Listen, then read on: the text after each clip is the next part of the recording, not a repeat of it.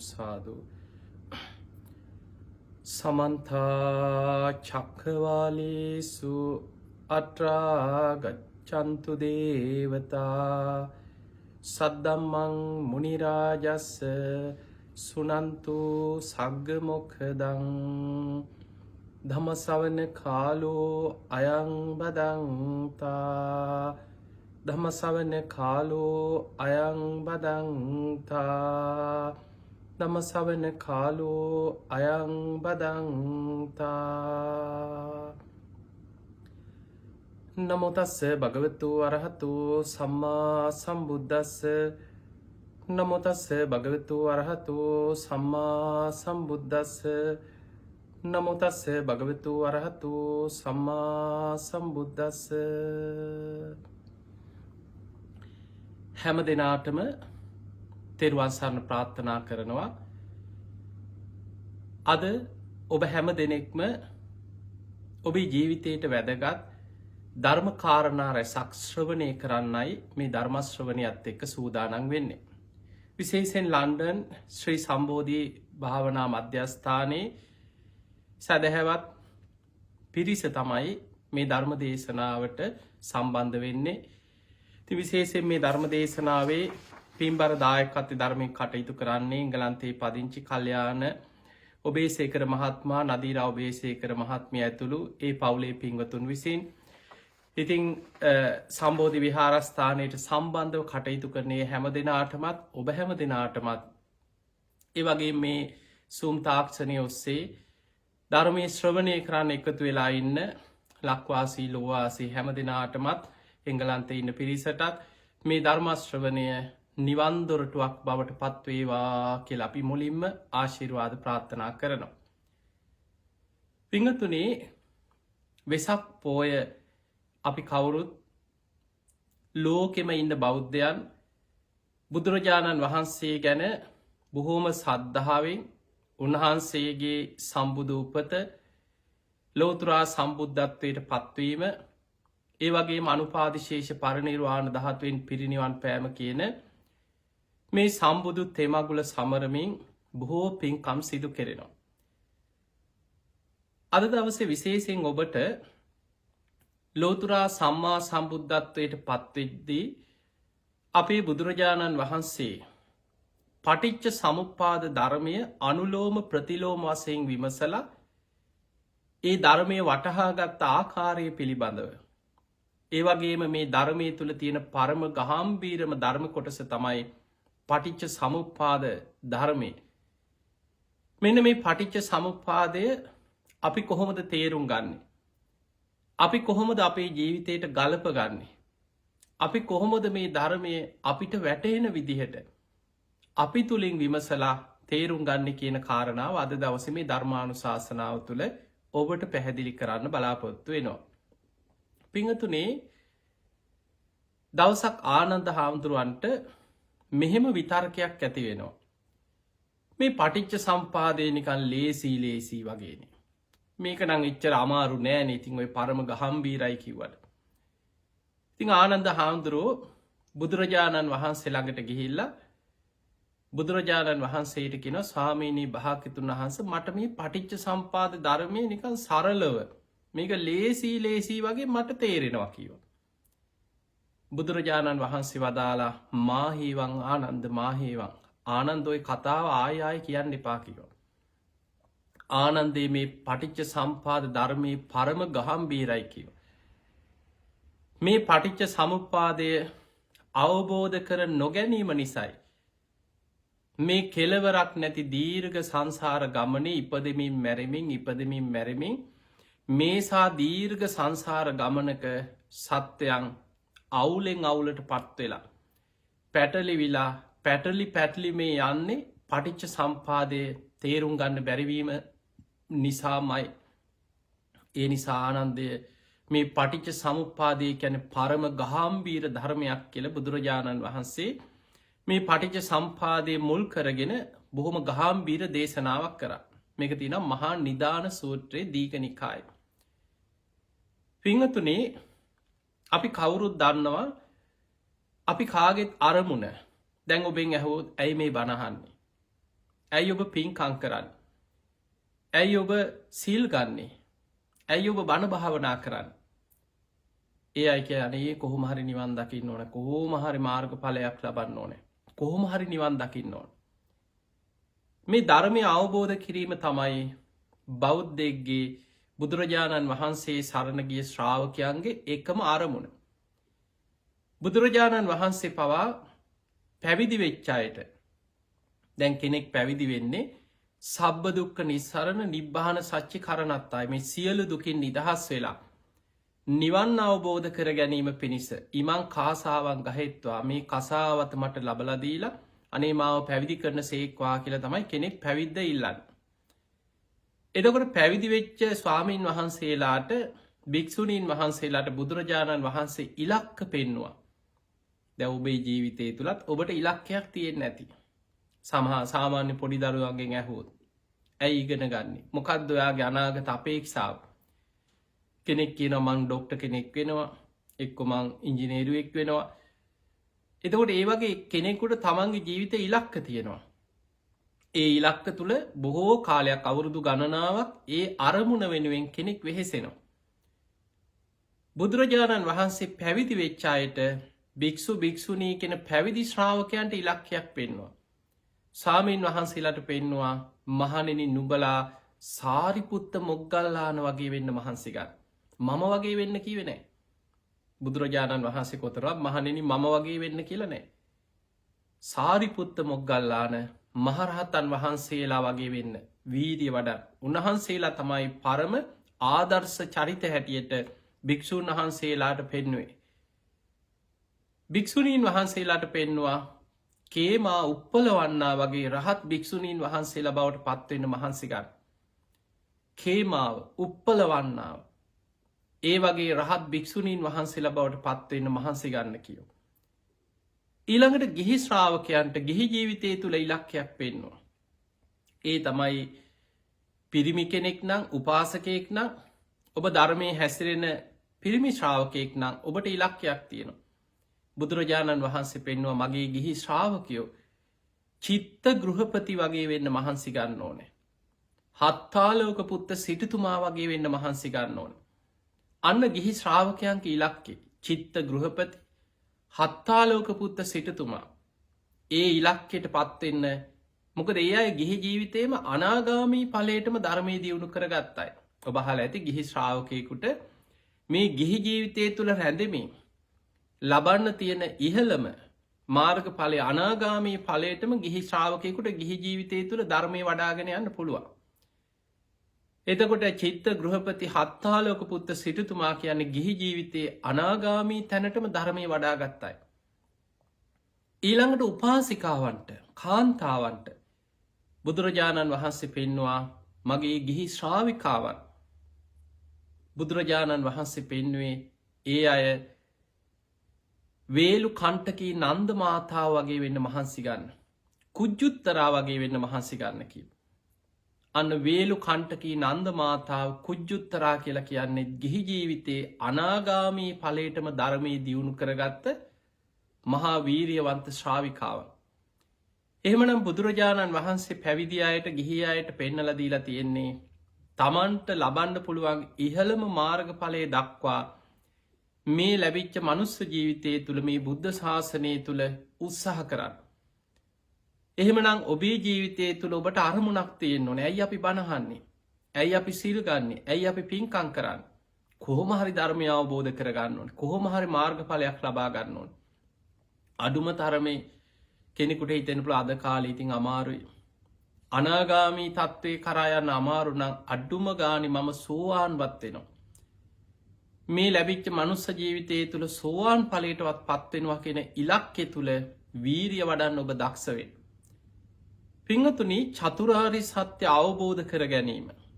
මේ චතුරාර්ය සත්‍ය සත්‍ය ඥාන, කෘත්‍ය ඥාන, කෘතඥාන. ওই විදිහට තමයි අපේ බෝසතාණන් වහන්සේ බෝධි මූලයේදී ත්‍රිපරිවට්ටන් ද්වාදසාකාරං පරිවර්ත 3කින් ආකාර 12කින් අවබෝධ කරගත්ත බෝධි මූලේ. එතකොට මෙන්න මේ පරිවර්ත 3කින් ආකාර 12කින් චතුරාර්ය සත්‍ය අවබෝධ වෙන්න නම් පටිච්ච සමුප්පාද ධර්මය අනුලෝම ප්‍රතිලෝම වශයෙන් විමසල තමයි උන්වහන්සේ මේ පරම ගාම්භීර ධර්මය අවබෝධ කරගත්තේ. පිංහතුනි කෙනෙකුට චතුරාර්ය සත්‍ය අවබෝධ කරන්න මේ චතුරාර්ය සත්‍ය සත්‍ය ඥාන, කෘත්‍ය ඥාන, කෘතඥාන වශයෙන් අවබෝධ කර ගැනීම පිණිස ධර්මයේ සඳහන් වෙනවා කෙනෙකුට එතනට යන්න මාර්ග 3ක්. පංච උපාදානස්කන්ධ ක්‍රමයට භාවනා වඩලා මේ පංච උපාදානස්කන්ධය කියන්නේ දුක. සංකිට්ඨේන පංච උපාදානස්කන්ධා දුක්ඛ. මේ සංක්ෂේපයෙන් ගත්තොත් හකුලවල ගත්තොත් පංච උපාදානස්කන්ධය කියලා පෙන්වන්නේ දුක. එතකොට මේ පංච උපාදානස්කන්ධය හේතුඵල වශයෙන් අනිත්‍ය දුක්ඛ අනාත්ම වශයෙන් විදර්ශනා වඩලා කෙනෙකුට පුළුවන්කම තියෙනවා චතුරාර්ය සත්‍ය සත්‍ය ඥාන, කෘත්‍ය ඥාන, කෘතඥාන වශයෙන් අවබෝධ කරගෙන චතුරාර්ය සත්‍ය අවබෝධ කරන්න. ඒ එක පැත්තක්. එතකොට කෙනෙකුට චතුරාර්ය සත්‍ය අවබෝධය වෙනුවෙන් එතනට යන්න තියෙන එක මාර්ගයක් තමයි පංච උපාදානස්කන්ධේ අනිත්‍ය දුක්ඛ අනාත්ම වශයෙන් විදර්ශනා වැඩීම තුළ චතුරාර්ය සත්‍ය අවබෝධ කරන්න පුළුවන්. ඊළඟ ක්‍රමේ තමයි පටිච්ච සමුප්පාද ක්‍රමයට. හැම බෝසතාණන් වහන්සේ නමක්ම බුද්ධත්වයට පත්වෙන්න.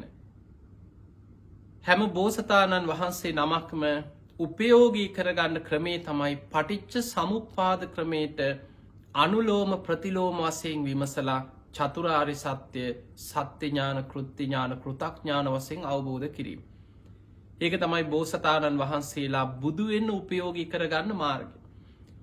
එතකොට ඒ ක්‍රමයටත් ධර්මයේ විස්තර වෙනවා කෙනෙකුට මේ පටිච්ච සමුප්පාදයේ හේතුඵල ධර්මය නිරවුල්ව නිවැරදිව වටහා ගැනීම තුළ එයා පටිච්ච සම්පාදයේ විමසනවා හේතුඵල වශයෙන්.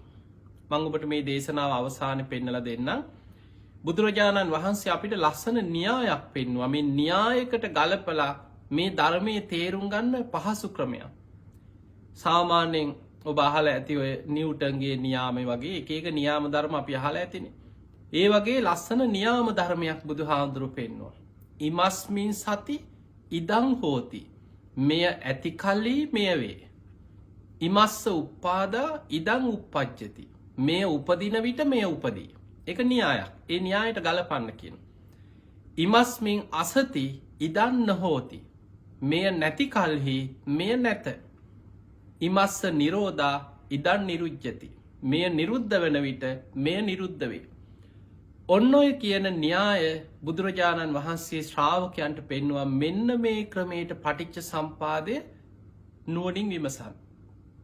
එතකොට අපි ඉස්සලා පටිච්ච සම්පාදය ගැන තේරුම් අරගෙන කොහොමද මේ න්‍යායට අපි ගලපලා භාවනා වශයෙන් වඩන්න කියන එක ඊළඟට අපි තේරුම් ගන්න උත්සාහයක් ගමු. පින්වතුනි, දැන් අපි කතා කරා චතුරාර්ය සත්‍ය සත්‍ය ඥාන, කෘත්‍ය ඥාන, කෘතඥාන වශයෙන් අවබෝධ කරගන්න එක ක්‍රමයක් තමයි පංච උපාදානස්කන්ධේ විදර්ශනා වඩලා පංච උපාදානස්කන්ධ ක්‍රමයට. ඊළඟ ක්‍රමේ තමයි පටිච්ච සමුප්පාදය අනුලෝම ප්‍රතිලෝම වශයෙන් විමසලා පටිච්ච සම්පාද ක්‍රමයට.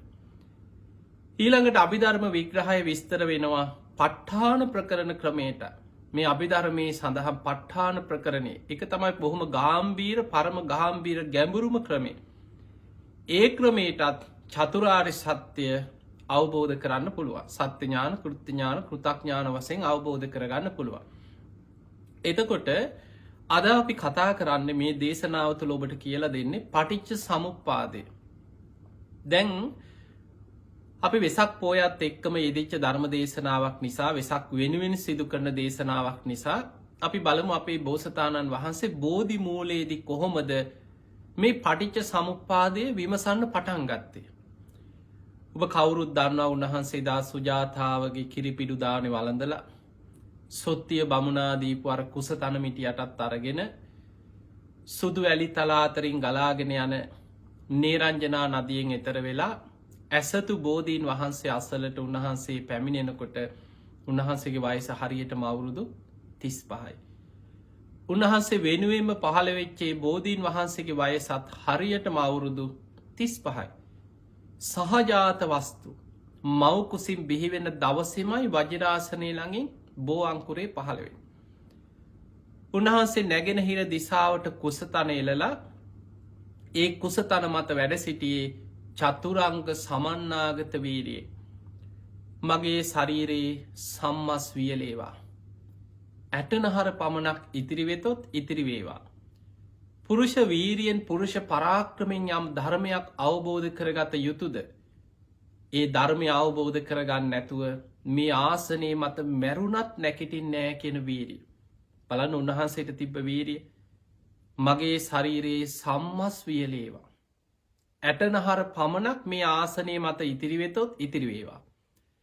පුරුෂ වීරියෙන් පුරුෂ පරාක්‍රමෙන් යම් ධර්මයක් අවබෝධ කරගත යුතුද මේ ආසනයේ මත ධර්මාවබෝධින් නොලබා මැරුණත් මන් නැකිටින්නේ. ඒ වීරියට කියනවා චතුරංග සමන්නාගත වීරිය. එවැනි වීරියකින් වැඩ සිටිය නිසාපී ආසනයට කෙනවා වජිරාසනය. ඒ වජිරාසනය මත වැඩ ඉන්නකොටම කලබල වෙන්නේ වසවර්ති මාරය. දස බිම්බරක් මාර සේනා පිරිවරාගෙන. ගිරි මේ කලා කියන ඇතුපිට නැගලා මේ වසවර්ති මාරය මාර සේනාවත් එක්ක එනවා. ඒ එන්නේ මහා භයානක හඬ ඇති කරනවා. දැන් උන්වහන්සේ මේ ආසනය නැකිට්ටවන්නතයි මාරයට අවශ්‍ය. ළඟ හෙන පුපුරනෝ වගේ භයානක හඬ ඇතිවෙන. ඇඟ පැත්තට ගස් කඩාගෙන වැටිනෝ වගේ භයානක හඬ ඇතිවෙන. ගල් පෙරලීගෙන ඇඟට එනවා වගේ භයානක හඬ ඇතිවෙන. කඳු පෙරලි පෙරලි එනවා වගේ භයංකාර හඬ එනවා. ළඟ හෙන පුපුරනවා. උන්වහන්සේ නෙමෙයි ඇහැක්කත් ඇරලය දිහා බලන්න. දැන් බලන්න උන්වහන්සේ තාම බුදු වෙලා නෑනේ. කෙලෙස් සහිතවයි මේ වජිරාසනය මත වැඩ හිටිය විතරයි. හැබැයි උන්වහන්සේගේ අධිෂ්ඨාන ශක්තිය මොන්නම හේතුවකටවත් මේ ආසනින් නැකිටින්නේ. මගේ ශරීරයේ සම්මස් වියලේවා. ඇටනහර පමණක් ඉතිරි වෙතොත් ඉතිරිවේවා. පුරුෂ වීරියෙන් පුරුෂ පරාක්‍රමයෙන් යම් ධර්මයක් අවබෝධ කරගන්න තියෙනවද ඒ ධර්මය අවබෝධ කරගන්න ඇතුව මෙතනින් නැකිටින් නෑමයිකෙන අධිෂ්ඨානය නිසාම දැඩි අධිෂ්ඨාන ශක්තියෙන් වජිරාසනය මත නොසෙල්වී හිටිය. අවසානය වසවර්ති මාරය මහා සේනා පිරිවරාගෙන උන්වහන්සේට ඊතල වරුසාවක් එව්වා. ඒ ඊතල ළඟට වැටුනට උන්වහන්සේගේ ශරීරයට හානියක් නොවී ඒ අසල ඇද වැටුන්. ගල් වරුසාවක් ගිනි වරුසාවක් මේ වගේ මහා භයංකාර දේවල් සිදු කරන. ඒත් උන්වහන්සේ නෙමෙයි හෙල්ලෙන්නවා. අවසානය වසවර්ති මාරයල් ළඟට මැවිල්ලා අර ගිරිමේ කලා කෙන හස්තිය අපිට ඉඳගෙන කියෙනව වහාම ඔතනින් නැකිටින්. මමයි කාමලෝක අධිපතිය. ඔබවහන්සේට මගේ අවසරයක් නැතුව මෙතන ඉන්න බෑ වහාම නැකිටින්න කියෝ. ඔබවහන්සේට ඔත්තන වැඩයින් අයිතියක් තියෙනවනං මට ඔප්පු කරන්න කියෝ. හැබැයි ඒ වෙලාවේ අර මාර සේනා මහා භයානක හඬ ඇති කරනකොට දෙවිවරු පවා උන්වහන්සේ බුදු වෙනකං වජිරාසනයේ වැඩඉන්නකොට සාධකාරදිදී හිටපු දෙවරු පවා පලාගියක් නොබී දෙවියන් කියන්නෙත් බයි ඇති ගැනීම් සහිතයි. ඔබහලතින දජග්ග සූත්‍රේ භයංවා චම්බිතත්තංවා ලෝමහන්සුවා දෙවියොත් බය වෙනවා තැතිගන්නවා ලොමු ඩැහැගන්නවා. හැබැයි උන්වහන්සේ තමන් සසර පුරපු පාරමී ධර්ම සිහි කරලා පොළොවට ශ්‍රී හස්තයේ තියලා සත්‍යක්‍රියාවක් අධිෂ්ඨානයක් කරා. මම මේ දීර්ඝ සංසාර ගමනේ අෂ්ට ධර්ම සමවධානයේ මීට සාරා සංකය කල්පලක්ෂයකට පෙර දීපංකර පාදමූලේ විවරණ ගත්තා. එදා ඉඳන් සාරා සංකය කල්පලක්ෂයක් දාන සීල නයිස්ක්‍රම්ය ප්‍රඥා වීරිය කන්ති සච්ච අධිට්ඨාන මෛත්‍රී උපෙක්කා කෙන මේ දස පාරමී පාරමී උපපාරමී පරමත්ත පාරමී හැටියට මන් සම්පූර්ණ කර මේක සත්‍යයි. මගේ පාරමී බලෙන් මහපොලෝ පවා කම්පා වුණා. වෙස්සන්තරාත්මි හත්වාරයක් මහපොලෝ කම්පා වුණ. මේ මහපොලෝ මට සාක්ෂි දරනවා කියලා ශ්‍රී හස්තේ පොළොවට තියල දිවරුව. ඒ වෙලා පොළොව ගිගුරුම් දෙමින් මහපොලෝ කම්පා වුණා. ඔබහන්සේට ඔත්තන වැඩයින්න අයිතියක් තියෙනවා කියලා සාක්ෂි වසේ මහපොලෝ ගිගුරුම් දෙන්න පටන්ගත්. ඒ වෙලේ තමයි වසවර්ති මාරය සේනාවත් එක්ක සීසීකට පලාගී. ඕක තමයි පිංහතුන අපි කියන්නේ බෝධි මූලේ දසබිම්බරක් මාර සේනා පරාජය කරා කියලා කියන්නේ ඔන්න ඕකට. දැම් මාරය සේනාවත් එක පලාගිය දැන් උන්වහන්සේට කරදර කරන්න කවුරුවත්න. රාත්‍රී උන්වහන්සේ ආනාපාන සති භාවනාවට හිතයොමු කරා හුස්මරැල්ලට. ඉක්මනින්ම හිත එකඟ වුණා. පළවෙනි දිහානයට දෙවනි දිහානයට තුන්වෙනි දිහානයට හතරවෙනි දිහානයටම සමාධිමත් වුණ. එතන ඉඳං උන්වහන්සේ හිත යොමු කරා තමන් ගතකරපු පෙරජීවිත බලන්. අන්න එතකොට රාත්‍රී පළවෙනියාමේ බෝධිමූලේ උන්වහන්සේට ඇතිවෙනවා පළවෙනි විද්‍යාව. ඒ තමයි පුබ්බේ නිවාසානුස්සති ඥානෙ කල්ප ගනන් තමන් ගතකරගෙන අපපු සංසාර ජීවිත පෙරජීවිත දකින නුවන්. පුබ්බේ නිවාසානුස්සති ඥාන. එතකොට ඒ තුළින් උන්වහන්සේ දැක්කා කල්ප ගණන් සංසාර ගමනි භයානක්කම. කල්ප ගානකට එහා ගත්තත් කොහේ හරි ඉපදිලා. ඉපදුනානල් ලෙඩ වෙනවා වයසට යනවා ජරාවට පත්වෙනවා මැරි යනවා. සෝක පරිදේව දුක්ක දෝමනස් උපායාස. මේ භයානක සංසාර ගමනේ ස්වභාවේ තමන් ගෙවාගෙනාපු ගමන තමන්ට වැටහුණා. ඊළඟට රාත්‍රී දෙවනියාම හිතයොමු කරාර සමාධිමත් හිත තුළ ඉඳම්ම හිතයොමු කරා මම වගේමද මේ ලෝක අනික් සත්‍යයෝ. අන්න එතකොට උන්වහන්සේට දෙවනි විද්‍යාව පහළ වෙනවා ඒ තමයි චුතූපපාතඥානය. කෙනෙක් මැරුණට පස්සේ කර්මානුරූපිය උපත කරා යන ආකාරය දකින නුවන. කර්මානුරූපියෝ කෙනෙක් මැරිලා උපදිනාකාරි සමහරු කර්මානුරූපියෝ නිරේට ඇදෙනවා. සමහරු මේ රජකං කරපු අය මැරිලා අපායට වැටෙනවා. තිරිසන් සත්තු වෙලා උපදිනවා ප්‍රේතයෝ වෙලා උපදිනවා මහා දනවස් සිටුවරු. එතකොට මේ සංසාර ගමනේ මේ සත්වයන් සතරාපාය මහගෙදර කරගෙන යන භයානක ගමන උන්වහන්සේට වැටහුණ. දැම්මම් මේ එන්නේ පටිච්ච සම්පාදය උන්වහන්සේ කොහොමද විමසන්න පටන්ගත්ත කියන තැනට. දැම් බලන්න උන්වහන්සේ රාත්‍රී පළවෙනියාමෙ තමන් ගෙවාගෙනාපු සංසාර ජීවිත වටහාගත්ත කල්ප ගණන් ආපස්සට. රාත්‍රී දෙවනියාමෙ චුතූපපාත ඥානය ලැබීමත් සමගම තමන් වගේම මේ ලෝක අනෙක් සියලු සත්වයන්ගේ සංසාර ගමන උන්වහන්සේ ඒ ඥානයෙන් උන්වහන්සේට වැටහුණා. ඉපදමින් මැරමින් ඉපදමින් මැරමින් සතරාපාය මහගෙදර කරගෙන යන ගමන. අන්න එතනදි තමයි උන්වහන්සේගේ හදවතේ මහා කරුණාවක් ලෝක සත්‍යයන් ගැන පැනනගෙනවා. ඒ කරුණාවෙන් උන්වහන්සේ විමසන්න පටන් ගන්නවා කවදාද මේ ලෝකෙ සත්‍යයන් මේ ඉපදමින් මැරමින් යන දුකෙන් නිදෙන්නේ කුදස්සු නාම ඉමස්ස දුක්කස නිස්සරණං හෝති.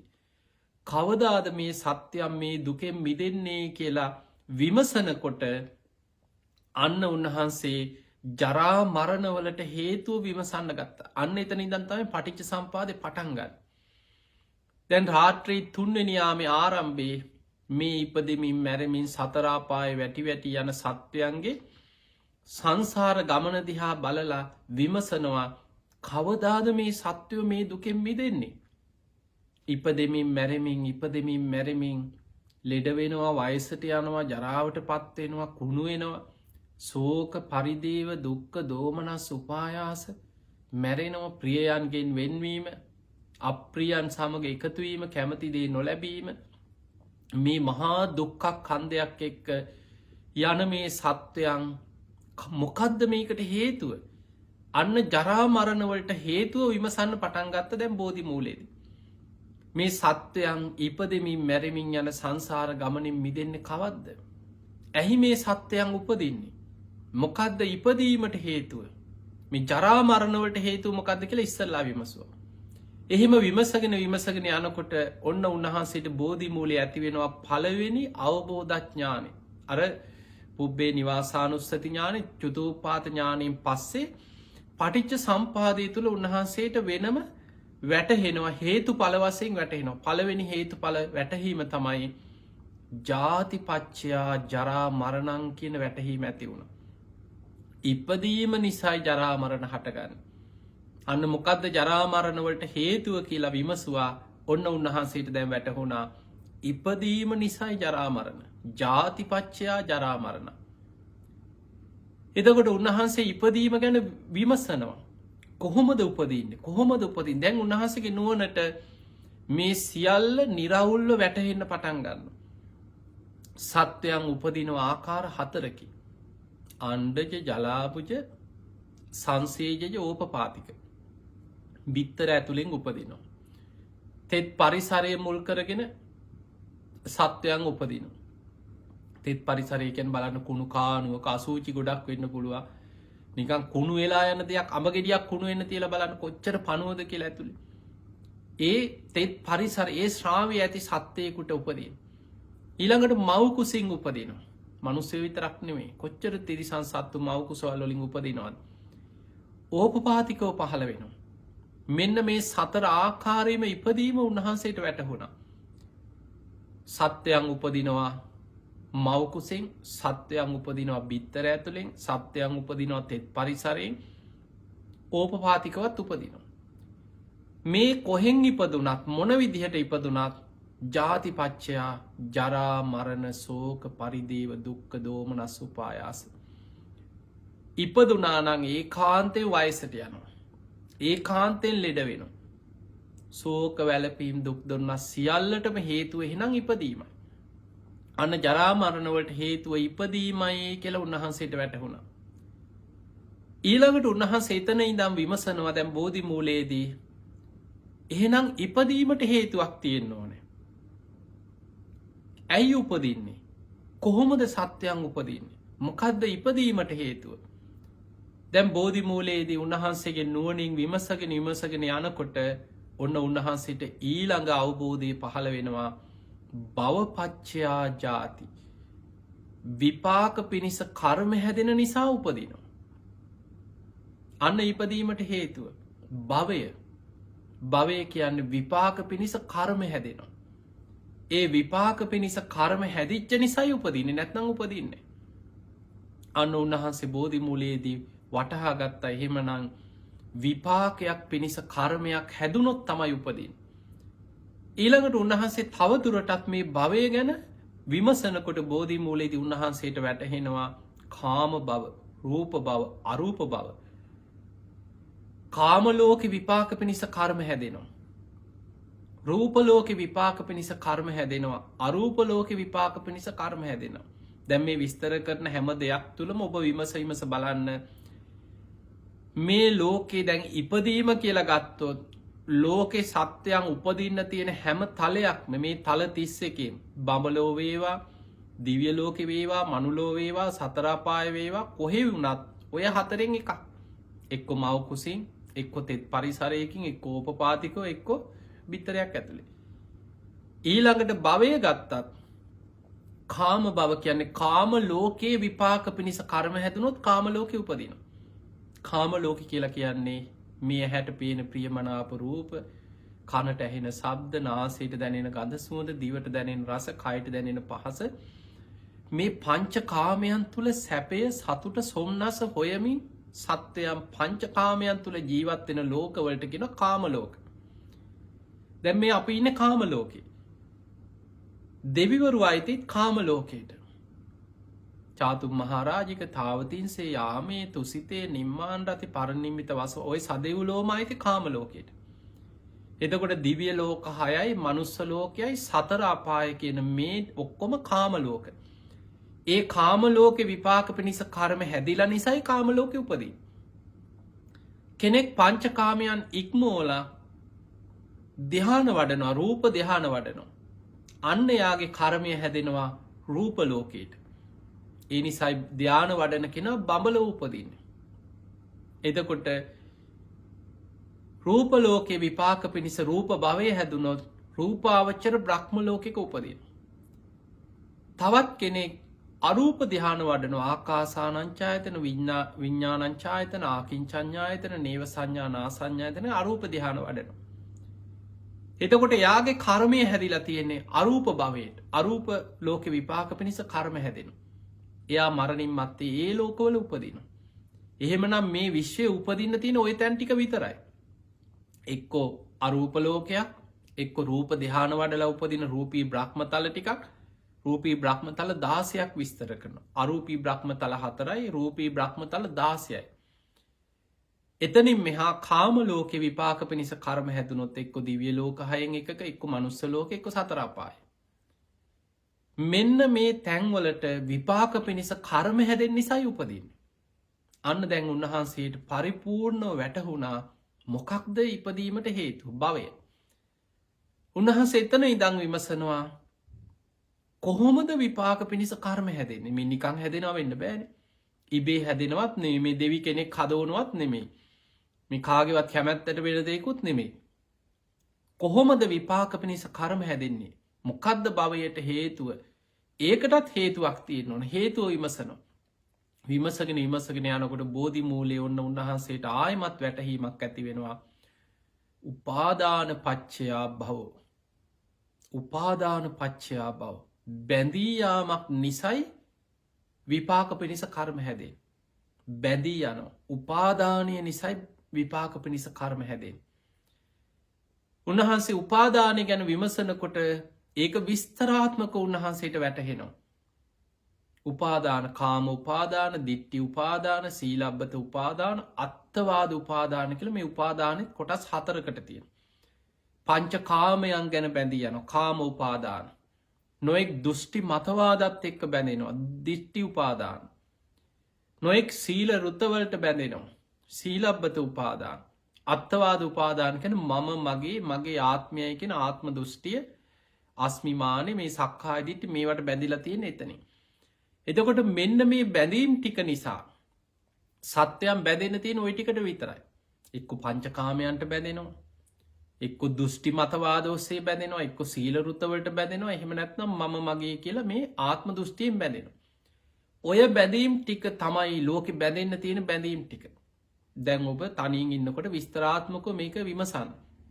තව එතනින් එහා බැඳීම් අපිට තියෙනවද කොහෙන් ගත්තත් අර 4න් එකකට අයිති. කාම උපාදාන දිට්ටි උපාදාන සීලබ්බත උපාදාන අත්තවාද උපාදාන කියන 4ට මේ ලෝකෙ තියෙන සියලු බැඳී එකතුවේ. අන්නේ උපාදානය නිසා තමයි විපාක පිණිස කර්ම හැදෙන්. කර්මය නිසා උපදිනවා. උපදින නිසා ජරා මරණ ඇතිවෙන. දැන් බලන්න උපාදාන පච්චයා බව. බවපච්චයා ජාති. ජාතිපච්චයා ජරා මරණ සෝක පරිදේව දුක්ක දෝමනස්ස. දැන් උන්වහන්සේ එතනින් අතර වෙන්නේ. එතන ඉදං උන්වහන්සේ විමසනවා කොහොමද උපාදාන හටගන්න මේකටත් හේතුවක් තියෙන්නවා. උපාදානයට හේතුව මොකක්ද කියලා විමසගෙන යනකොට තන්හා පච්චයා උපාදාන. තන්හාව නිසයි බැඳෙන්නේ. තන්හාවමයි හේතු මේ තන්හාව නිසාමයි බැඳෙන්. අන්න බෝධි මූලේදී උන්වහන්සේට වැටහුණා බැඳීයාමක් යම් තැනක තියෙනවනං කාම උපාදානය වේවා දිට්ටි උපාදානය වේවා සීලබ්බත උපාදානය වේවා අත්තවාද උපාදානය මේ උපාදානයට හේතුව තමයි තන්හාාව.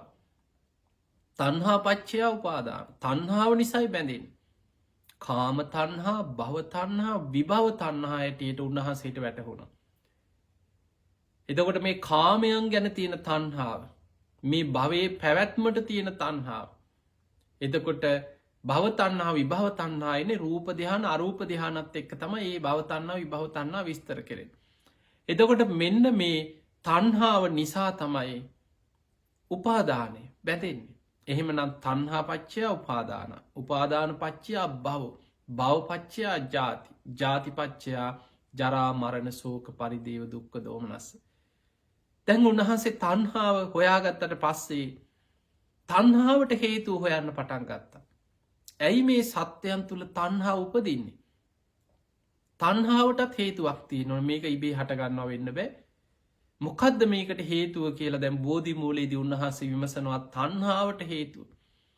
එහෙම හොයාගෙන විමසගෙන යනකට උන්වහන්සගේ නුවනට වැටහෙනවා විඳීම වේදනා පච්චයා තන්හා විඳීමක් නිසයි තන්හා උපදින්. විඳීමක් නිසයි තන්හා උපදින්. අපි ඊළඟ ටිකත් තේරුම් අරගෙන විස්තර කරගම ඊළඟට උන්වහන්සේ විමසවා එහෙමනම් විඳීමට හේතුවක් තියෙනවන කොහොමද විඳීම හටගන්න. ඉස්පර්සය නිසා පස්ස පච්චයා වේදනා ඉස්පර්සය ඇති වෙනවා. ඉස්පර්සය නිසයි විඳීම ඇතිවෙන්. අන්න එතනටත් හේතුව දැම් විමසගෙන යනකට උන්වහන්සේට වැටහුණා සලායතන පච්චයා පස්සු ආයතන හය නිසා ස්පර්සය ඇතිවේ. තැවතන ඉදං අපි තේරුම් ගම ආපස්සට. ආයතන හය මොනවද දැන් අපිට තියෙන ඔබට මටමිය අපි කාටත් තියෙනවා. ඇස කන නාසය දිව ශරීරයේ මනස ආයතන හයක් අපිට තියෙනවා. මේ ආයතන හය නිසාමොකද වෙන්නේ සලායතන පච්චයා පස්සෝ. ආයතන හය නිසා ස්පර්සය ඇතිවෙන. ඇහේ ස්පර්සය කියන්නේ ඇහැයි රූපයයි විඤ්ඥානය එකතු වෙන. ඒකට අපිකෙන ඇහේ ස්පර්සය. එතකොටන අපි රූපයක් පේන්නේ. කනේ ස්පර්සය කියන්නේ කනයි සබ්දය විඤ්ඥානය එකතු වෙන. එදකොට තමයි අපට සබ්දයක් ඇහෙන්නේ. නාසේ ස්පර්සය කියන්නේ නාසයයි ගඳසුවදයි විඤ්ඥානය එකතු වෙන. එදකොට තමයි අපිට ගඳ සුවඳ දැනෙන්. දිවේ ස්පර්සය කියන්නේ දිවයි රසයයි විඤ්ඥානය එකතු වෙනවා. එතකොට තමයි අපිට රසයක් දැනෙන්. කයි ස්පර්සය ගැන මේ කයයි පහසයි විඤ්ඥානය එකතුවෙන්. එතකොට තමයි අපිට සීතල රශ්නය ගොරෝසු සිනිදු මේ පහස දැනෙන්. මනසේ ස්පර්සය කියන්නේ මනසයි අරමුණුයි විඤ්ඥානය එකතුවෙන. එතකොට ඔන්න ඔය ස්පර්සය නිසා තමයි විදීම ඇතිවෙන්. දැම් බලන්න ආයතන හය නිසා ස්පර්සය ඇතිවෙන. ඇහැ නැත්නං ඇහි ස්පර්සයක් වෙනවද. නැහිතන්න ඇහැ පේන්නේ නෑ. උපතින් අන්ද කෙනෙක් කියලා එතකොට යාට කොච්චර රූප තිබ්බත් රූප පේනවද. ඇහැයි රූපය විඤ්ඥාන එකතු වෙනොද නෑ. එහෙමනං ඇස තිබීම නිසා තමයි ඇහැයි රූපය විඤ්ඥාන එකතුවේ. කන ඇහෙන නිසා සජීවී කනක් තිබ්බ නිසා තමයි කනයි සබ්දය විඤ්ඥාන එකතුවේ. එහෙමනම් මේ ආයතන හයක් තිබීම නිසා ආයතන හයේ ස්පර්සය ඇති වෙන. අන්න සලායතන පච්චයා පස්සෝ. ස්පර්සය නිසා මොකද වෙන්නේ විදීම් ඇති වෙනවා. ඇහැයි රූපයයි විඤ්ඥානය එකතු වෙලා ඇහේ ස්පර්සය නිසාම අර ඇහෙම් පේන දේ ගැන විදීමක් උපදින. අපි දැක්කේ අපි ආස කරන දෙයක් නම් සැප විඳීමක් ඇති වෙන. අපි තරහාකාරයෙක් දැක්ක ගමන් අපිට කේන්තියක් ඇති වෙනවා. දවේශයක් ඇතිවෙන ගැටෙනවා අපේ එකත්තේ. එතකොට විඳීම සැප විඳීමක් වේවා දුක් විඳීමක් වේවා දුක් සැපරහිත විඳීමක් වේවා. අපි තුළ යම් විඳීමක් ඉපදුනානං ඒ විඳීමට හේතුව ස්පර්සය නිසයි විඳීම ඇතිවුණ. ද අපිට කනෙන් අහපු දෙයක් නිසා සැපදුක් උපේක්ෂා විඳීන් උපදින කවුරුහරි අපේ ගුණ කියනවා අපි වරණා කරනවා. ඊළඟට අපි ආසම හඬක් මිහිරි හඬක් කැමතිම සින්දුවක් සංගීතයක් ඇහෙනකොට අපිට ඒ විඳීමත් එක්ක අපිට සතුටක් ඇති වෙන. ඒ දැනෙන්නේ විඳින්නේ කොහොමද කනයි සබ්දයවි ස්පර්ස නිසාතයි විඳීම ඇතිවෙන්. නාසේට සුවදක් දැනෙනකොට අපිට සැප විඳීම. එතකොට ඒ සුවද දැනුනේ නාසයයි ගඳ සුවඳ විඤ්ඥානය නිසා. එහෙමනම් මතක තියාගන්න ආයතන හය නිසා ස්පර්සය හටගත්තා. ස්පර්සය නිසාම ආයතන හය විඳීම ඇති වෙන. ඇහැට පේන රූප නිසා විඳීම් උපදින. කනට ඇහෙන සබ්ද නිසා විඳීම උපදින. නාසයට දැනෙන ගඳ සුවඳ නිසා විඳීම උපදින. දිවට දැනෙන රස නිසා විඳීම් උපදින. කයට දැනෙන පහස නිසා විඳීම් උපදිනවා. මනසෙන් මේවා ගැන හිත විඳීම් උපද්ද වනවා. දැන් තනියෙන් අඩන්න නැද්ද. සිහිකර තනියෙන් දුක් වෙනවා. හූල්ලනවා පසු තැවෙනවා. තනියෙන් හිනාවෙන් නැද්ද මිනිස්සු. පරණ දේවල් මොනවහරි ඇහෙන් දැකපු කනෙන් අහපු මේවා සිතෙන් සිහිකර තනියෙන් හිනාවෙනවා. විඳිනවා සතුට විඳිනවා. එහෙමනං ස්පර්සය ආයතන හයේ යම් තැනක ස්පර්සයක් ඇති වුණා නං එතන විඳීමක් උපදින. ඔන්න ඔය විඳීම නිසා මොකද වෙන්න වේදනා පච්චයා තන්හාාව ඇති වෙන. විඳීමමයි තන්හා උපදින්න හේතුව. ඒ තන්හාාව නිසා උපාදානය ඇතිවෙන බැඳී යන. බැඳීයාම නිසා විපාක පිණිස කර්ම හැදෙනවා. දැන් ඔය පටිච්ච සම්පාදය ඔය කියලා දීපු ටික දැන් ඔබට ආපහු තේරුම් ගන්න පුළුවන් වෙන්න ඕන. ආයතන හය නිසා සලායතන පච්චයා පස්සු ස්පර්සය ඇතිවෙන. ස්පර්සය නිසා පස්ස පච්චයා වේදනා විඳීන් උපදිනවා. වේදනා පච්චයා තන්හා විඳීම නිසා තන්හාාව ඇතිවෙන. තන්හා පච්චයා උපාදාන තන්හාාව නිසා බැඳී යනවා. උපාදාන පච්චයා බව බැඳීයාම නිසා විපාක පිණිස කර්ම හැදෙන. බව පච්චයා ජාති ඒ කර්මය නිසා උපදිනෝ. ඉපදුනානං ජාතිපච්චයා ජරා මරණ සෝක පරිදේව දුක්ඛ දෝමනස් උපායාස මේ ඔක්කොම අපිට හැම්බෙලා තියෙන එකේ. එතකොට අපේ බෝසතාණන් වහන්සේ දැන් අර වජිරාසනයේ මත පටිච්ච සම්පාදේ ওই විදියට විමසගෙන යනවා. ඊළඟට උන්වහන්සේ එතනින් අතර වුණේ නැහැ. උන්වහන්සේ විමසන්න පටන් ගත්තා ආයතන 6 හටගත්තේ කොහොමද? මේ ඇස කන නාසය දිව කය මනස සලායතන ආයතන 6 පහළ වුණේ කොහොමද? උන්වහන්සේගේ නුවණින් විමසගෙන යනකොට උන්වහන්සේට වැටහුණා නාම රූප පච්චයා සලායතන. ආයතන 6ක් හටගන්නේ නාම රූප ධර්මයන් නිසා. අපි තවත් එහාට විමසලා තේරුම් ගමු. ඊළඟට උන්වහන්සේ විමසන්න ගත්තා නාම රූප හැදුනේ කොහොමද? විඥාන පච්චයා නාම රූපං. විඥානයක් නිසයි නාම රූප හටගත්තේ. ඊළඟට උන්වහන්සේ එතන ඉඳන් විමසුවා කොහොමද මේ විඥානේ හටගත්තේ? සංස්කාර නිසා. සංඛාර පච්චයා විඥානං විඥාන පච්චයා නාම රූපං නාම රූප පච්චයා සලආයතන. එතකොට මෙතන අපි අභිධර්ම ක්‍රමයට විස්තර කරගමු. දැන් අපි හිතමු අපිට මේ ඇස කන නාසය දිවකය මනස පහළ වෙලා තියෙනවා. එක පැත්තකින් අපිට මේ ඉපදීම පැත්තෙන් විස්තර කරන්න පුළුවන්. දැන් අපි ඉපදීම පැත්තෙන් විස්තර කරමු. කොහොමද අපිට මේ ආයතන 6 පහළ වුණේ? ඒ ආයතන 6 පහළ වුණේ මහා නිධාන සූත්‍රය බුදුරජාණන් වහන්සේ බොහොම ලස්සනට අහනවා ආනන්ද හාමුදුරන්ගේ ආනන්දය දෙමව්පියන්ගේ එකතු වීමෙන් ඒ මව්පියා සරු දරුවෙක් බිහි කරන්න පුළුවන් සරු දෙමව්පිය. එතකොට ඒ දෙන්නගේ එකතු වීමෙන් කලලයක් හැදෙනවා. ඒ කලලේ ඇතුළට විඥානයක් ඇවිල්ලා බාහිරින් විඥානයක් බැසගන්න. ආනන්දය විඥානයක් බැසගත්තට පස්සේ මොකද වෙන්නේ? එතන නාම රූප ධර්ම හැදෙනවා. විඥාන පච්චය නාම රූප. නාම රූප හැටියට අර විඥානේ බැසගත්තට පස්සේ එතන නාම රූප ධර්ම සකස් වෙනවා. එහෙම සකස් වේගෙන ගිහිල්ලා බුදුහාමුදුර අහනවා ආනන්දය යම් වෙලාවක විඥානයේ තියෙන කර්ම ශක්තිය අවසන් වෙනවා. අපි හිතමු මොකක් හරි පෙර පිනකට ආවට මිනිස්සෙක් හැටියට උපදින්න තරම් පින නැහැ.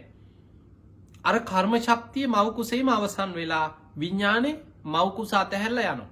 අපි හිතමු මාස 2යි 3යි මව් කුස අතහැරලා විඥානේ ගියා. ඊට පස්සේ බුදුහාමුදුර අහනවා ආනන්දය එතනින් පස්සේ නාම රූප වැඩෙනවද? නොහේ තම්බන්ති නැහැ ස්වාමීනි කිය. ඊට පස්සේ බාගිට වැඩිච්ච කලලයක් හැටියට ගබ්සා වෙලා යනවා. එතනින් එහාට වැඩෙන්නේ නැහැ. එහෙමනම් විඥානයක් බැසගත්තට පස්සේ තමයි නාම රූප ධර්ම වැඩෙන්නේ. ඒ නාම රූපත් එක්ක වැඩෙන්නේ නාම රූප පච්චයා සලආයතන. එතකොට වැඩිලා දරුවෙක් හැටියට බිහි වෙනකොට බිහි වෙන්නේ ආයතන 6ක්. ඔක මව් කුසේ විතරක් නෙමෙයි. බිත්තරයක් ඇතුලේ හිතන්න. බිත්තරයක් දානවා. ওই බිත්තරේ ඇතුළට විඥානයක් බැස ගන්නවා. ඒ විඥානේ බැසගත්තට පස්සේ අර බිත්තරේ ඇතුලේ තියෙන ශ්‍රාවය ඒ බිත්තරේ ඇතුලේ තියෙන ශ්‍රාවය ටික එකතු කරගෙන ඒ විඥාණයට පුළුවන් නාම රූප ධර්ම හැටියට වැඩිලා ආයතන 6ක් හදා ගන්නවා. ආයතන 6ක් හැදෙනවා. ඒ ආයතන 6 හැදීගෙන ගිහිල්ලා හැදිලා ඉවර වෙනකොට බිත්තර කටුව කඩාගෙන එළියට එනවා. අපි කියමු කුරුළු පැටිය. දැන් මේ කුරුළු පැටියට තියෙන ආයතන 6ක්. හොටක් තියෙනවා. ඇස් දෙකක් තියෙනවා. කනක් තියෙනවා. නාසයක් තියෙනවා. ශරීරයක් තියෙනවා. මනසකුත් තියෙනවා. මේ මගේ කුරුළු අම්මා තාත්තා ගහකොළ පියාඹන හැටි මේවා හොයා ගන්නවා. අනතුරු අඳුන ගන්නවා. බිය තැති ගැනීම දැනෙනවා ඒ සත්වයන්ට. එතකොට මේ විදියට තමයි විඥානයක් යම් තැනක බැසගත්තට පස්සේ නාම රූප එතන වැඩෙනවා. විඥාන පච්චයා නාම රූප නාම රූප පච්චයා සලආයතන ආයතන 6ක් හැදෙනවා. ඒ ආයතන 6 හැදුනට පස්සේ ආයතන 6 ස්පර්ශය ඇති වෙනවා. ස්පර්ශ නිසා විඳීම ඇති වෙනවා.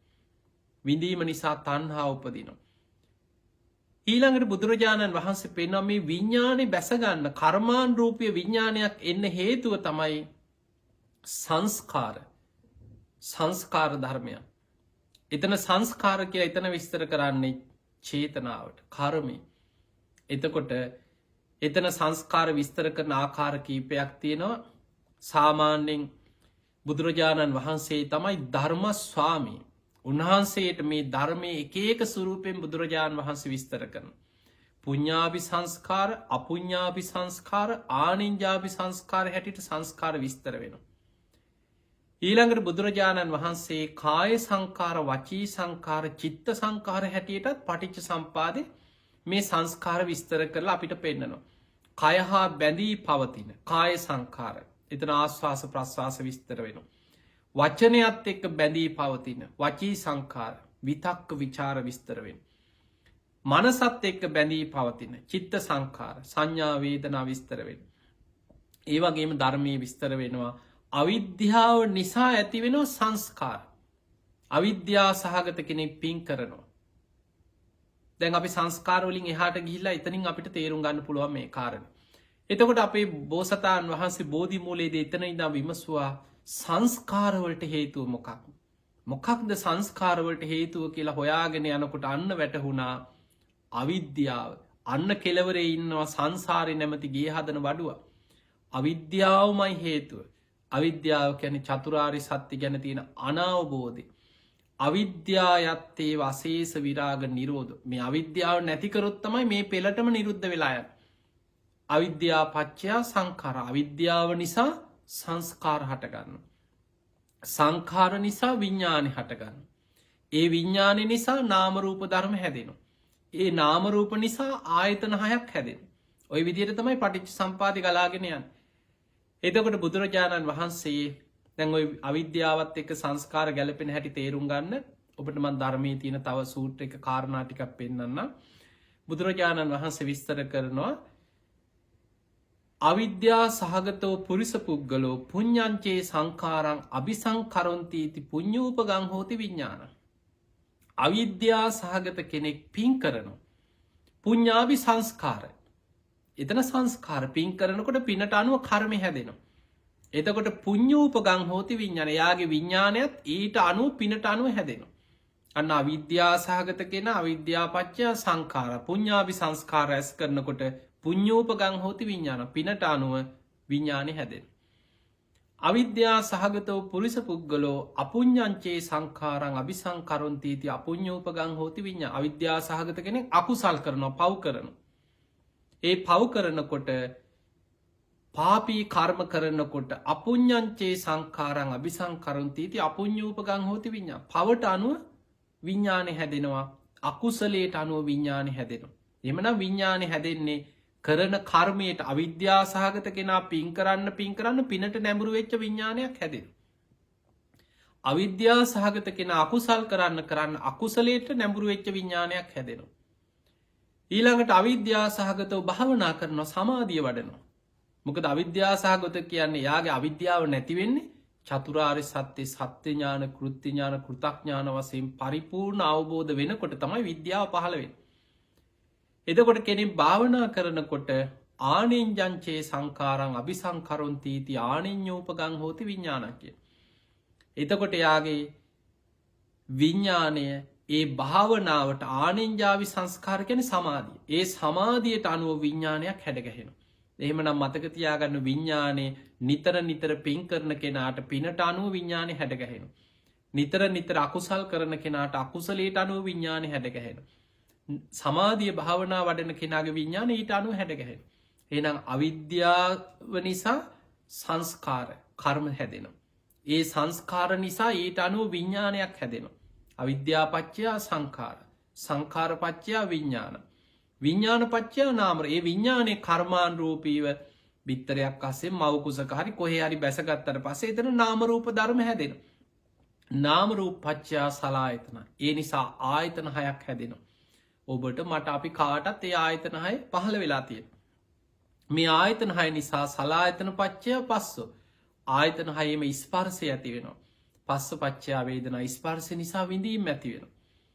වේදනා පත්‍ය තණ්හා. විඳීම නිසා තණ්හා උපදිනවා. තණ්හා පත්‍ය උපාදාන. තණ්හාව නිසා බැඳී යනවා. උපාදාන පත්‍ය භව. බැඳී යාම නිසා විපාක පිණිස කර්ම හැදෙනවා. කර්මය නිසා ආයමත් භව පත්‍ය ජාති උපදිනවා. ඉපදුනාට පස්සේ ආයමත් අපිට ලැබෙන්නේ ජරා මරණ ශෝක පරිදේව දුක්ඛ දෝමනස් උපායාස. ඔන්න ඔය විදිහට ජරා මරණවල ඉඳන් අවිද්‍යාව දක්වාම බෝධි මූලයේදී අපේ බෝසතාණන් වහන්සේ ආපස්සට විමසු. විමසලා එතනින් නතර වෙන්නේ නැතුව ආයමත් පහළ ඉඳන් ඒක නිරෝධය පැත්ත විමසුවා. ජරා මරණ නැතිවෙන්නේ කුමක් නැතිවීමෙන්ද? ජාති නිරෝධා ජරා මරණ නිරෝධෝ. ඉපදීම නැත්නම් ජරා මරණ නැත. ඊළඟට විමසුවා ඉපදීම නැතිවෙන්නේ කුමක් නැතිවීමෙන්ද? භව නිරෝධා ජාති නිරෝධෝ. විපාක පිණිස කර්ම සකස්වීම නැත්නම් ඉපදීමක් නෑ. එහෙමනම් භවය නිරුද්ධ වෙන්නේ කුමක් නැතිවීමෙන්ද? උපාදාන නිරෝධා භව නිරෝධෝ. උපාදානය නිරුද්ධවීමෙන් භවය නිරුද්ධ වෙනවා. එහෙමනම් උපාදාන නිරුද්ධ වෙන්නේ කුමක් නැතිවීමෙන්? තණ්හා නිරෝධා උපාදාන නිරෝධ. තණ්හාව නිරුද්ධවීමෙන් උපාදාන නිරුද්ධ වෙනවා. එහෙමනම් තණ්හාව නිරුද්ධ වෙන්නේ කොහොමද? වේදනා නිරෝධා තණ්හා නිරෝධ. විඳීම නිරුද්ධ නම් තණ්හාව නිරුද්ධයි. විඳීම නිරුද්ධ වෙන්නේ කොහොමද? පස්ස නිරෝධ. ස්පර්ශය නිරුද්ධ වෙනකොට වේදනා නිරෝධ. විඳීම නිරුද්ධ වෙනවා. එහෙමනම් ස්පර්ශය නිරුද්ධ කරන්නේ කොහොමද? සලායතන නිරෝධා පස්ස ආයතන 6 නිරුද්ධ නම් ආයතන 6ක් නැත්නම් ස්පර්ශය ඇති වෙන්න විදිහක් නැහැ. ස්පර්ශය නැත්නම් විඳීමක් නැහැ. විඳීම නැත්නම් තණ්හාව හටගන්නේ. තණ්හාව නැත්නම් බැඳී යන්නේ නැහැ. එතකොට අර අනුලෝම වශයෙන් විමසපු පටිච්ච සම්පාදයේම නිරෝධයේ පැත්තෙන් ප්‍රතිලෝම වශයෙන් ආයි විමසුවා. ඔය විදිහට අවිද්‍යාව දක්වාම ආපස්සට විමසගෙන ගියා. එහෙම විමසගෙන ගිහිල්ලා අවිද්‍යාවටම යනකොට අන්න උන්වහන්සේට තේරුණා අවිද්‍යායත්තේ වශේෂ විරාග නිරෝධා තණ්හා සංඛා අවිද්‍යාව නිරුද්ධ වීමෙන් සංඛාර නිරෝධෝ. සංඛාර නිරෝධා විඤ්ඤාණ නිරෝධෝ. විඤ්ඤාණ නිරෝධා නාම රූප නිරෝධෝ. නාම රූප නිරෝධා සලආයතන නිරෝධෝ. සලආයතන නිරෝධා පස්ස නිරෝධෝ. පස්ස නිරෝධා වේදනා නිරෝධෝ. වේදනා නිරෝධා තණ්හා නිරෝධෝ. තණ්හා නිරෝධා උපාදාන නිරෝධෝ. උපාදාන නිරෝධා භව නිරෝධෝ. භව නිරෝධා ජාති නිරෝධෝ. ජාති නිරෝධා ජරා මරණ ශෝක පරිදේව දුක්ඛ දෝමනස් උපායාසා නිරුද්ධಂತಿ කියලා මේ කාරණේ වැටහෙනවා. සමගම උන්වහන්සේගේ හිත සියලු කෙලෙසුන්ගෙන් සියලු ආශ්‍රවයන්ගෙන් මිදිලා සම්මා සම්බුද්ධත්වයට පත් වෙනවා. උන්වහන්සේ බෝධි මූලයේදී චතුරාර්ය සත්‍ය සත්‍ය ඥාන කෘත්‍ය ඥාන කෘතඥාන වශයෙන් ත්‍රිපරිවට්ටම් ද්වාදසාකාරං ආකාරයට අවබෝධ කරගෙන චතුරාර්ය සත්‍ය අවබෝධ කරා. දැන් මේ පටිච්ච සමුප්පාදේ මම ඔබට කියලා දෙන්නම්. මම ඔබට මතක ඇති මම න්‍යායක් ගැන කිව්වා. බුදුරජාණන් වහන්සේ අපිට මේ පටිච්ච සම්පාදේ අපි නුවණින් විමසිය යුතු ක්‍රමයක් අපිට පෙන්වනවා. ඉමස්මින් සති ඉදං හෝති. මේ ඇති කල්හි මේ ඇත. දැන් කොහොමද අපි ඒක විමසන්නේ? අවිද්‍යාව ඇති කල්හි සංස්කාර ඇත. සංස්කාර ඇති කල්හි විඥානය ඇත. විඥානය ඇති කල්හි නාම රූප ඇත. නාම රූප ඇති කල්හි සලආයතන ඇත. සලආයතන ඇති කල්හි ස්පර්ශය ඇත. ස්පර්ශය ඇති කල්හි විඳීම ඇත. විඳීම ඇති කල්හි තණ්හාව ඇත. තණ්හාව ඇති කල්හි උපාදාන ඇත. උපාදාන ඇති කල්හි භවය ඇත.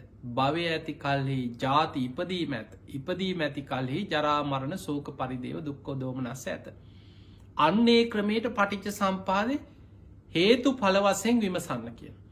ඊළඟට බුදුහාඳුරු පෙන්නවා ඉමස්ස උප්පාදා ඉදං උප්පජ්ජති.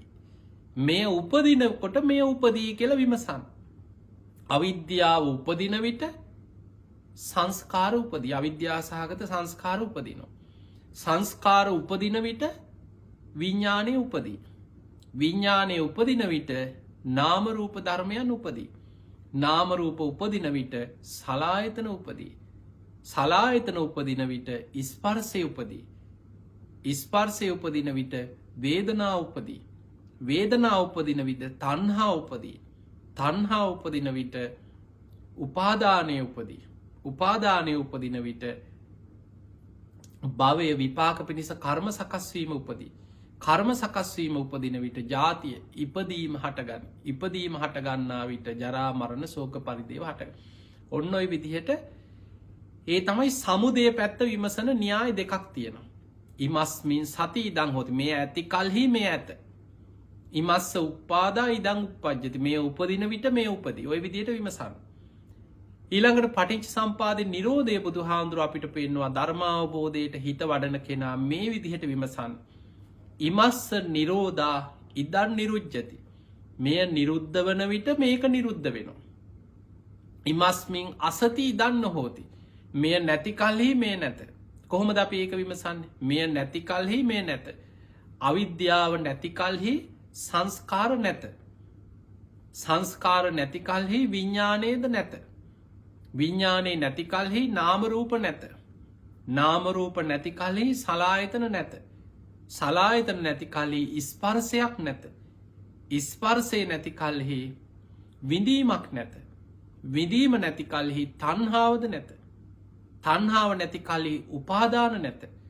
උපාදාන නැති කල්හි භවය විපාක පිණිස කර්ම සකස්වීම නැත.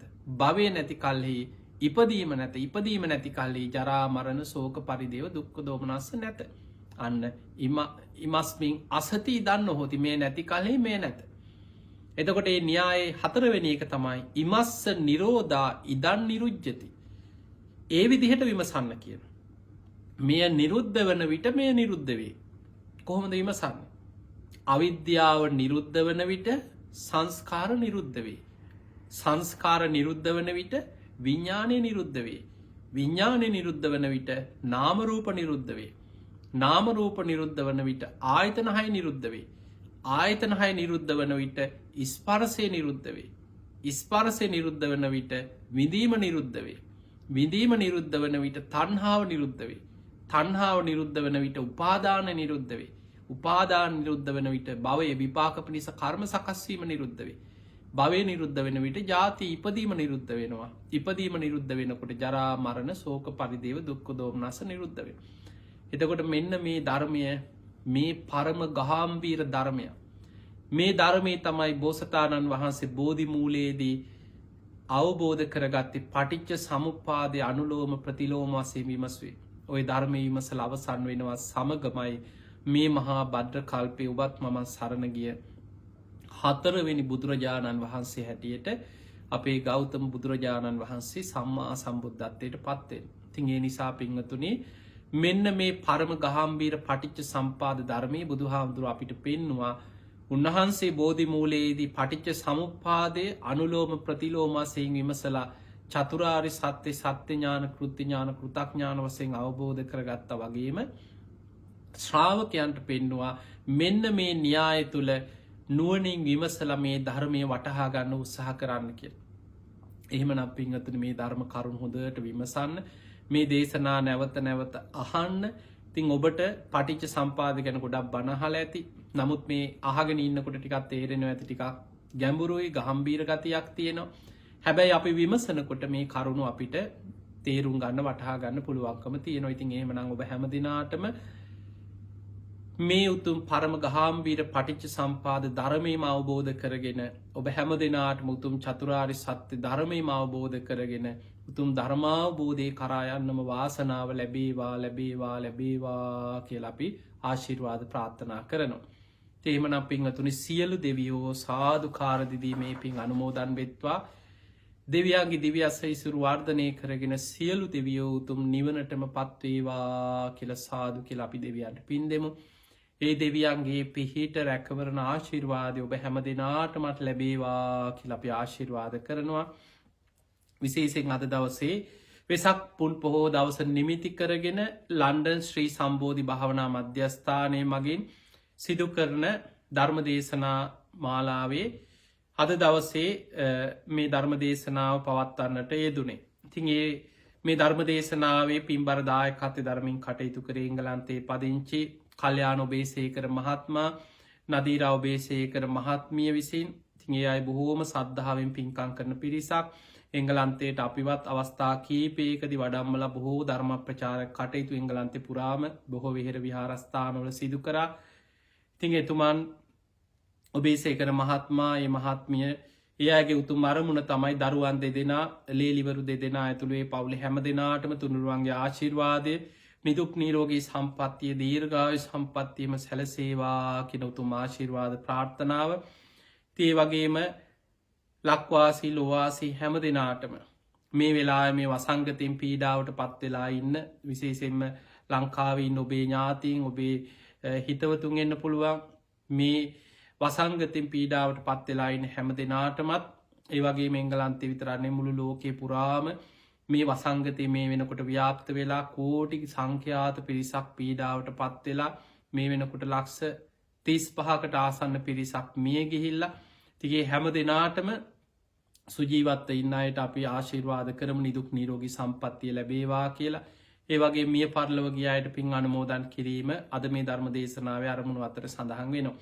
ඒ අතර අපි අද රැස් කරගත්ත සියලුපේ සම්බෝධි විහාරස්ථානයෙහි අපවත්වී වදාළ පූජනය ධර්නාගම කුසල් දමනායක මාහිම්පාණන් වහන්සේ උන්වහන්සේ සාධකාරදිදී මේ පින් අනුමෝදන් වෙත්තා උන්වහන්සේගේ පරලෝ ජීවිතයේ සැපවත්තේවා සූපත්තේවා ප්‍රාර්ථනීය බෝධියකින් උතුම් නිවනටම පත්වේවා කියල අපි උන්වහන්සේ සිහිපත් කළ පින් අනුමෝදන් කරමු අද බෞද්ධා නාලිකා බෞද්ධයා ගුවන් විදිලිය ඒවගේම සම්බෝධි විහාරස්ථානය ලන්ඩන් සම්බෝධි බෞද්ධ භාවනා මධ්‍යස්ථානය මේ ලෝකයේ පුරා මහ විශාල ශාසනික මෙහෙවරක් සිදු කරලා උන්වහන්සේ අපවත්වී වදාලේ ති උන්වහන්සේට අප පින් අනුමෝදන් කරමු ඒවගේම සම්බෝධි විහාරස්ථානය වර්තමානයේ කටයුතු භාරව ඒ කටයුතු සිදු කරන බොරලන්දේ වජිර ස්වාමීන් වහන්සේ ඇතුළු සම්බෝධි විහාරස්ථානයේ සියලූම පිංහතුන් දායක සභාවල පිංහතුන් ඒ හැම දෙනාමත් ලන්ඩන් ශ්‍රී සම්බෝධි භාවනා මධ්‍යස්ථානය කටයුතු භාරව කටයුතු කරන සියලු දෙනාමත් ඒ වගේම ඔබේ සේකර මහත්මා කල්්‍යයාන ඔබේ සේකර මහත්මා නදීර ඔබේ සේකර මහත්මය ඇතුළු හැම දෙනාමත් අද මේ ධර්මය ශ්‍රවණය කරන්න එකතු වෙච්ච හැම දෙනාමත් ලක්වාසී ලෝවාසී හැම දෙනාමත් නිදුක්කේවා නිරෝගිවේවා සුවපත්තේවා. ඔබ හැම දෙනාටම සියලු දෙවියන්ගේ පිහිට රැකවන තුනුරුවන්ගේ ආශිර්වාදයම සැලසේවා හැම දෙනාටම සද්ධාදී ගුණ ධර්ම දියුණු කරගෙන උතුම් ධර්මයම අවබෝධ කරගන්න මේ ධර්මශ්‍රවන මේ පිනත් පාරමිතාවක්ම වේවා වේවා කියලපි ආශිර්වාද කරනවා. ඔම ඇඳගන්න අභිවාදන සීලිස්ස නිච්චං වද්ධා ප්‍රචායිනෝ චත්තාරෝ දම්මා වඩ්ඩන්ති ආයුවන්නෝ සුකම්බලං ආයුරාරෝග්‍ය සම්පත්ති සග්ග සම්පත්ති මේවච අතෝ නිබ්භාන සම්පත්ති මිනාතේ සමිච්චතු හැම දෙනාම නිදුක්වේවා නිරෝගිවේවා සුවපත්තේවා සුවපත්තේවා සුවපත්තේවා හැම දෙනාටම සම්මා සම්බුදු සරණයි.